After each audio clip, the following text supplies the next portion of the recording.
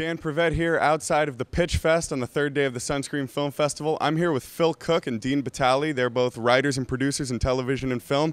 How do you guys think the experience overall was in there with people coming in, pitching their ideas? I think it went really well. The interesting thing about this festival is that I had an enormous number of people come who had already done a short or a series of webisodes based on their idea. So they just weren't coming with an idea or a script. They'd been out there shooting already, and that says a lot about their determination, their drive, their enthusiasm, and that scores a lot of points to me. Yeah, it was really fun listening to what people had. I think Phil's right. The people who've already done a little bit are we're going to listen to a little harder. And then there were those who also hadn't written scripts yet, though they were in really good sort of a gestation phase, and I was actually more excited to hear about them because then we weren't ripping apart something they had spent a year writing or something. But the ones who had done like shorts or some webisodes really kind of were halfway there. And it also says something about the commitment of the filmmakers in this part of the country. I think there's a really interesting group of very passionate filmmakers down here that are trying to do some very interesting things out there. So I thought it was good all the way around.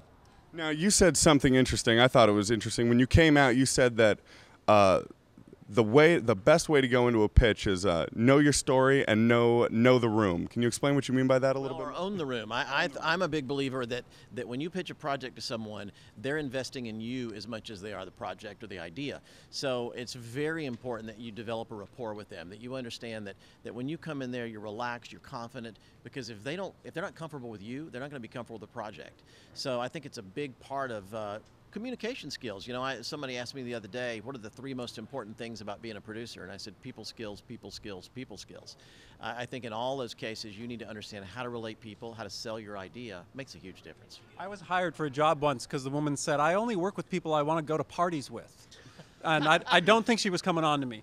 But I think, we feel it in the pitch. It's like, we have you for 2 minutes. If we want to work with you, we're going to be spending hours and weeks and years with you, perhaps. Do we want to work with this person? So if they come in nervous or, sweaty or wearing a backpack, weird. You go, I'm not sure, you're halfway, then you still have to win us over. So Phil is right. You're listening to it from that, do I want to work with this person? And also then, do they have a real control of the story and kind of what their movie is and what it's about, what their project is? At the same time, though, we've been out here interviewing people who went through the Pitch Fest, and everybody was very, very positive about the reactions they got. So it doesn't seem like you guys are really in the dream-crushing business. You guys didn't really tear any guts out.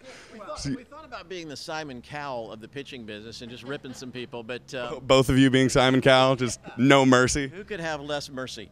No, you know what? To me, it's not about crushing people. It's about giving them hope. And I think now, obviously, there's some people that you feel like they just don't get this, and maybe they should go sell insurance or sell real estate. However, if people are really passionate and committed about this, if I was an expert, if even Hollywood was that good, we'd all be millionaires. Every idea would hit.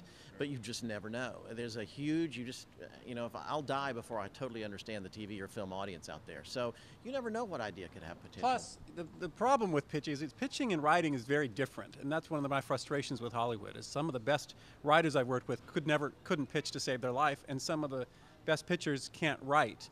So it's sort of like, we'll hear an idea and say, well, this is kind of intriguing. And, we have so many scripts of ourselves that we have to read. We don't have time to read every script, but you never know that the bad pitch might be a good script. But now, just for fun, you guys both being writers and producers, do you guys have any good, you had to start somewhere. There had to be a few moments where you went into pitch meetings like this, just young and terrified. Do you have any good stories, anything like that you'd like to share? I pitched a documentary project to a television network, and when I walked in, he had just finished with a guy he had finished a project with, and it was a horrible experience.